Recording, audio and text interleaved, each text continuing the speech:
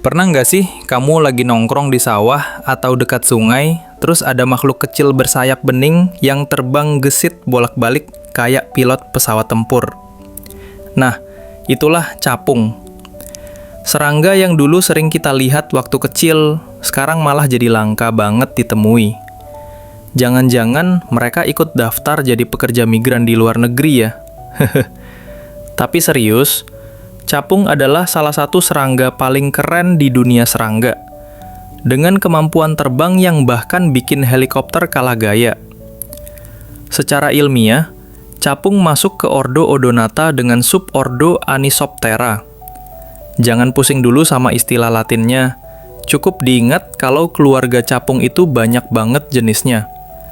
Ada yang warna merah menyala, hijau metalik, sampai biru mengkilap kayak motor baru. Bahkan salah satu jenisnya, Pantala flavescens, terkenal bisa migrasi ribuan kilometer. Jadi, kalau capung ini punya paspor, mungkin mereka lebih sering jalan-jalan ke luar negeri daripada kita ya. Nah, soal makanan, capung dewasa itu diet sehat banget. Mereka doyan nyamuk, lalat, dan serangga kecil lain.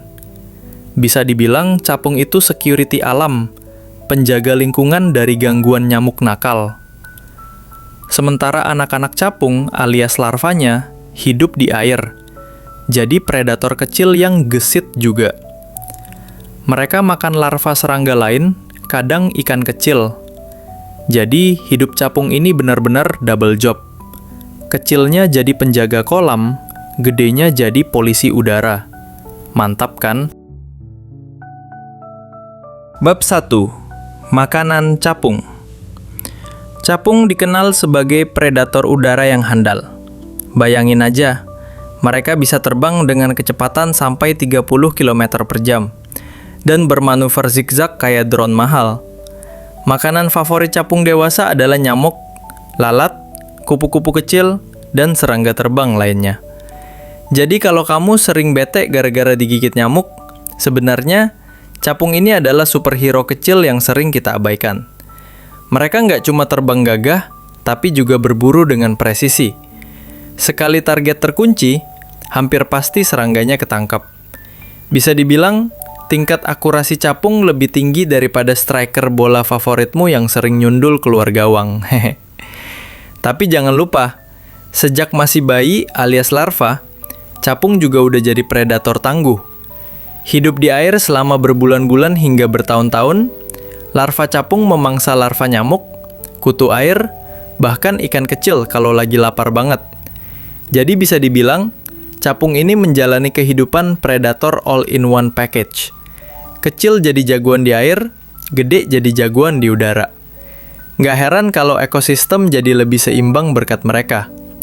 Capung ini seperti pasukan khusus yang kerja non-stop, tapi tanpa gaji dan tanpa demo minta tunjangan.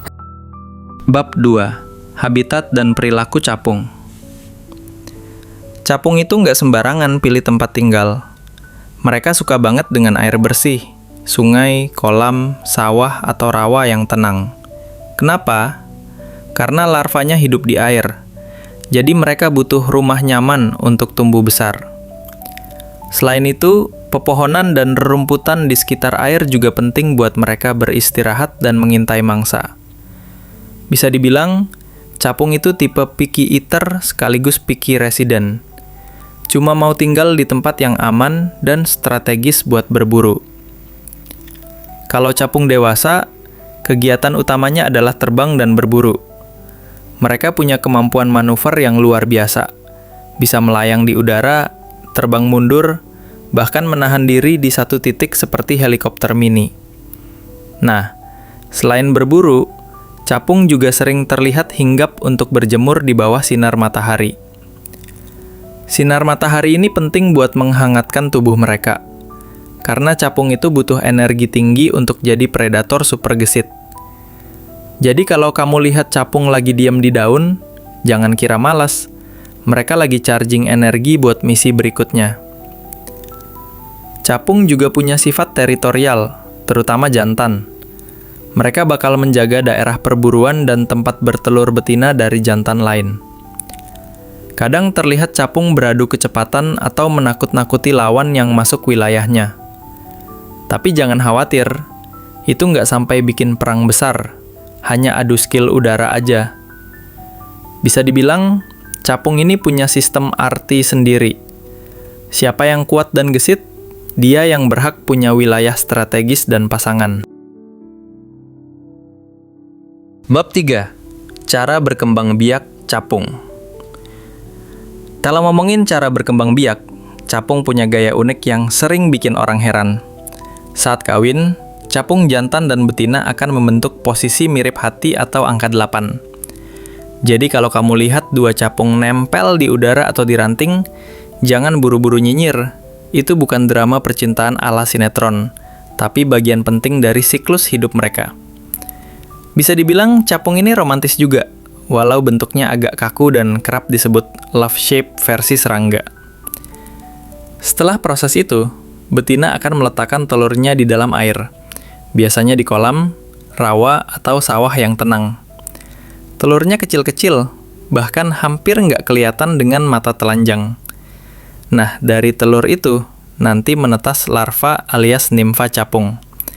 Lucunya, nimfa ini bentuknya jauh beda sama capung dewasa. Lebih mirip alien kecil dengan rahang besar. Jadi kalau kamu nemu makhluk kecil aneh di air, jangan buru-buru panik. Bisa jadi itu calon capung masa depan yang lagi ngekos di bawah permukaan air. Nimfa capung hidup di air cukup lama, bisa berbulan-bulan bahkan bertahun-tahun, sebelum akhirnya siap berubah jadi capung dewasa. Proses metamorfosisnya spektakuler. Nimfa naik ke permukaan, menempel di batang tanaman, lalu kulitnya robek dan keluarlah capung dewasa dengan sayap baru yang mengembang. Kalau diibaratkan, ini kayak seorang mahasiswa yang akhirnya wisuda setelah bertahun-tahun ngendap di kampus. Bedanya, capung nggak perlu pesta kelulusan, cukup terbang perdana ke langit dan resmi jadi predator udara. Bab 4. Mengapa jarang ditemui sekarang? Kalau dulu capung gampang banget ditemui di sawah, sungai, atau kolam, sekarang keberadaannya makin langka. Salah satu penyebab utamanya adalah pencemaran air. Larva capung yang harusnya hidup nyaman di perairan malah sering ketemu menu aneh kayak deterjen, plastik, atau limbah pabrik. Coba bayangin, larva yang tadinya mau makan plankton malah ketemu bungkus mie instan. Siapa juga yang bisa betah? Jadi wajar kalau populasi capung ikut menurun. Selain itu, hilangnya habitat alami juga jadi faktor penting.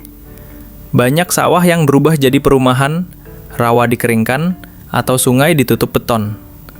Capung yang tadinya punya rumah mewah di perairan bersih, sekarang kehilangan tempat tinggal. Bisa dibilang, capung ini korban dari modernisasi. Kalau ada demo serangga, mungkin capung bakal bawa spanduk bertuliskan, "Kembalikan sawah kami." Perubahan iklim juga punya peran besar. Musim yang nggak menentu, suhu makin panas, dan curah hujan berlebihan bikin siklus hidup capung kacau. Banyak telur gagal menetas, larva mati, atau dewasa nggak bisa bertahan lama. Jadi bukan berarti capung punah total, tapi keberadaan mereka jadi tanda alarm bagi kita. Kalau capung mulai jarang terlihat, bisa jadi lingkungan kita sedang sakit. Dan ingat, kalau dokternya alam saja sudah kabur, gimana dengan kita yang tinggal di dalamnya? Jadi, dari perjalanan kita barusan, kita tahu bahwa capung bukan sekedar serangga yang indah dipandang mata. Mereka punya peran penting sebagai predator alami, penjaga keseimbangan ekosistem, dan bahkan jadi indikator kesehatan lingkungan. Semakin sedikit capung yang kita lihat, berarti semakin serius juga masalah yang dihadapi alam sekitar kita. Bayangin kalau suatu saat nanti anak-anak nggak lagi bisa main kejar-kejaran capung di sawah. Pasti bakal kehilangan satu bagian kenangan yang dulu kita anggap biasa. Capung bisa jadi pengingat bahwa hubungan manusia dengan alam itu nggak bisa diputus begitu saja. Jadi kalau kita ingin capung tetap ada, kita juga harus jaga rumah mereka. Air yang bersih, alam yang terawat, dan udara yang sehat. Capung mengajarkan kita bahwa hal-hal kecil punya peran besar. Meski ukurannya kecil, keberadaannya bisa mengubah keseimbangan alam. Sama kayak manusia, sekecil apapun tindakan baik yang kita lakukan untuk menjaga lingkungan, dampaknya bisa terasa besar untuk masa depan. Jadi, jangan pernah remehkan serangga mungil ini. Nah, itu tadi cerita tentang capung. Dari makanan, manfaat, cara berkembang biak, sampai kenapa sekarang jarang ditemui. Semoga setelah ini kita semua lebih peduli sama lingkungan, supaya makhluk kecil yang keren ini nggak benar-benar hilang dari kehidupan kita. Nah, kira-kira bahas apa lagi ya? Saran dipersilahkan di kolom komentar, dan jangan lupa like, share, subscribe.